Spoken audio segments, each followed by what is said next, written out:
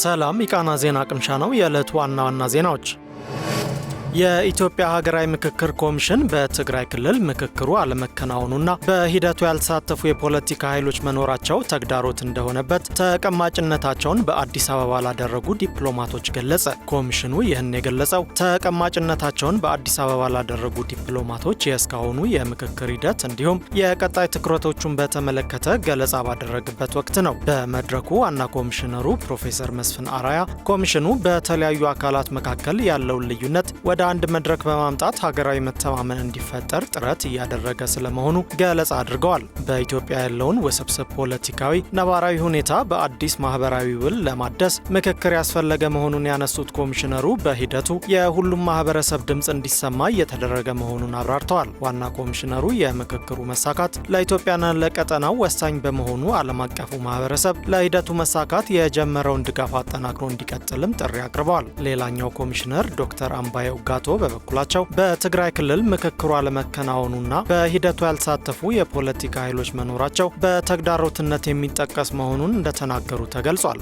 በዚህም በትግራይ ክልል የምክክር ሂደቱን በማከናወን የተሟላ ምክክር ለማድረግ ኮሚሽኑ የጀመራቸውን ጥረቶች እንደሚቀጥልም ኮሚሽኑ በኦፊሴላዊ ፌስቡክ ገጹ ባወጣው ጽሑፍ አስታውቋል። ኮሚሽነር ዶክተር አምባዬ ምክክሩ ዘርፈ ብዙ ዘላቂ ሀገራዊ መፍትሄን እንደሚያመጣም አጽንኦት ሰጥተዋል። በተከናወኑ የሀገራዊ ምክክር መድረኮች ከቆዩ የልዩነት ጉዳዮች ይልቅ የወደፊት የመፍትሄ ሀሳቦች በስፋት እንዲንሸራሸሩ እድል ተፈጥሯል ሲሉ አክለዋል። የሀገራዊ ምክክሩ የመጨረሻ መዳረሻ የዜጎች ሕይወት በከንቱ የሚጠፋበት የፖለቲካ ሂደት እንዲቆም ነው ያሉት ኮሚሽነር አምባዬ ዓለም አቀፉ ማህበረሰብ የምክክር ሂደቱ ተግዳሮቶችን ተቋቁሞ ዓላማውን እንዲያሳካ አጋርነቱን አጠናክሮ እንዲቀጥል ጠይቀዋል።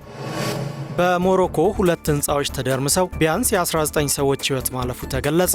አደጋው የደረሰው በሀገሪቱ ፌስ በተባለች ከተማ 2 ባለ 4 ወለል ህንፃዎች በመደርመሳቸው እንደሆነ አዣንስ ፍራንስ ፕሬስ ዘግቧል። 8 አባወራዎችን የያዙት ሁለቱ አጎራባች ህንፃዎች የመደርመስ አደጋ ያጋጠማቸው ትላንት ሌሊት ሲሆን በአደጋው ከሟቾች በተጨማሪ ሌሎች 16 ሰዎች መቁሰላቸውን የሞሮኮ የዜና አገልግሎትን ጠቅሶ ኤኤፍፒ በዘገባው አስነብቧል። ጉዳት የደረሰባቸው ሰዎች ወደ ፌስ ዩኒቨርሲቲ ሆስፒታል መወሰዳቸውም ተገልጿል። በፍርስራሽ ስር የተቀበሩ ሌሎች ሰዎችን ለማዳን ርብርቦች መቀጠላቸውንም የፈረንሳዊ የዜና ተቋም ዘግቧል። የአካባቢው ባለስልጣናት የተጎጂዎች አሃዝ በመጪዎቹ ሰዓታት ሊጨምር እንደሚችል ጠቁሟል። የሀገሪቱ የደህንነት ባለስልጣናት ደግሞ በአጎራባች ካሉ ህንፃዎች ነዋሪዎችን ማስወጣትን ጨምሮ የተለያዩ እርምጃዎችን መውሰዳቸው ተገልጿል። ትላንት የደረሰው የህንፃ መደርመስ አደጋ ለፌስ ከተማ አዲስ አይደለም። ባለፈው ዓመት የካቲት ላይ በዚችው ከተማ ውስጥ መኖሪያ ቤት ፈርሶ የ5 ሰዎች ህይወት ማለፉ ይታወሳል። በተመሳሳይ ከ10 ዓመት ገደማ በፊት በማራካሽ በአንድ ሳምንት ጊዜ ውስጥ 2 ህንፃዎች ወድመው በድምሩ የ6 ሰዎች ህይወት ማለፉን ዘገባው አስታውሷል። ዜናው እስከተጠናቀረበት ሰዓት ድረስ ያለው መረጃ ይህ ነው።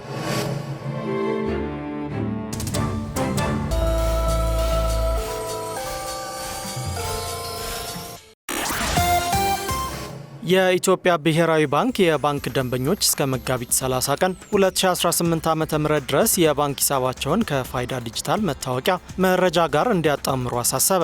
ገዢው ባንክ ማሳሰቢያውን የሰጠው ዛሬ የፋይዳ ዲጂታል መታወቂያን ከባንክ ስርዓት ጋር የማጣመር ስራ በይፋ መጀመሩን አስመልክቶ ባወጣው መግለጫ ነው። በመግለጫውም የመረጃ ስርዓቶችን የማጣመር ስራ ደንበኞች በሐሰተኛ ሰነድ የእነሱን ሂሳብ ሌሎች ማንቀሳቀስ እንዳይችሉ እንዲሁም በአንድ የፋይዳ መታወቂያ የሁሉንም ባንክ ሂሳብ መጠቀም እንዲችሉ የሚያደርግ መሆኑን ጠቁሟል። አክሎም ደንበኞች የባንክ ሂሳብ ቁጥራቸውን ከፋይዳ መረጃ ጋር ለማጣመር ወደ ቅርንጫፎቻቸው በአካል መሄድ ወይም በኦንላይን ባንኩ በሚያስቀምጠው አሰራር መሰረት የፋይዳ ተለዋጭ ቁጥርን በማቅረብ ማከናወን እንደሚችሉ ጠቁሟል። በዚህም ደንበኞች እስከ መጋቢት 30 ቀን 2018 ዓ.ም ድረስ የባንክ ሂሳብ ቁጥራቸውን ከፋይዳ መረጃ ጋር እንዲያጣምሩ አሳስቧል። ለፋይዳ ያልተመዘገበ የባንክ ደንበኛ በቅድሚያ በአቅራቢያው በሚገኝ የፋይዳ ምዝገባ ጣቢያ መመዝገብ እንዳለበት አጽንኦት ሰጥቷል። ባንኮች በዚህ ሂደት ደንበኞች መጉላላት እንዳይገጥማቸው አስፈላጊውን ቅድመ ሁኔታ በመፈጸም ላይ መሆናቸውንም ጠቁሟል። ቀደም ሲል ሁሉም ባንኮች አዲስ ሂሳብ ለመክፈት ቬሪፋይዳ 1 የተባለ አሰራር ሲጠቀሙ እንደነበር ያስታወሰው ገዢው ባንክ ከዚህ በኋላ ባንኮች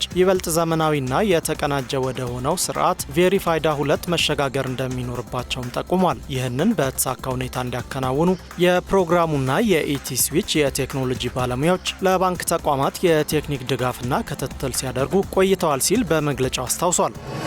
የውሃና ኢነርጂ ሚኒስቴር በመቀሌ ከተማ በ2.24 ቢሊዮን ብር ወጪ የፍሳሽ ማስወገጃ ፕሮጀክት ግንባታ አስጀመረ። ግንባታውን የውሃና ኢነርጂ ሚኒስትሩ ዶክተር ሀብታሙ ኢተፋና የትግራይ ክልል ጊዜያዊ አስተዳደር ፕሬዝዳንት ሌተናል ጀነራል ታደሰ ወረደ ዛሬ የመሰረት ድንጋይ በማስቀመጥ አስጀምረዋል። በ18 ወራት ውስጥ ተገንብቶ ይጠናቀቃል የተባለው ፕሮጀክቱ ወጪው ከዓለም ባንክ በተገኘ ብድር የሚሸፈን እንደሆነ ተገልጿል። የፕሮጀክቱን ግንባታ አሰር ኮንስትራክሽን እንደሚያከናውንና ሃይድሮፕላን የተሰኘ አማካሪ ድርጅት ደግሞ የማመከር ስራውን እንደሚሰራ ሚኒስቴር መስሪያ ቤቱ በኦፊሴላዊ የፌስቡክ ገጹ አስታውቋል። ዶክተር ሀብታሙ በትግራይ ክልል በዋንዋሽ ፕሮግራም 1.5 ቢሊዮን ብር በየደረጃው ተመድቦ እየተሰራ እንደሆነና በአጠቃላይ ለተለያዩ ፕሮጀክቶች በክልሉ 8.1 ቢሊዮን ብር እየተንቀሳቀሰ እንደሆነ ጠቁመዋል። አክለውም በመቀሌ ከተማ የሚገነባው የፍሳሽ ማስወገጃ በሀገሪቱ በ5 ከተሞች ላይ መንግስት በብድርና በድጋፍ በተገኘ ገንዘብ ከሚተገብረው የፍሳሽ ማስወገጃ ፕሮጀክቶች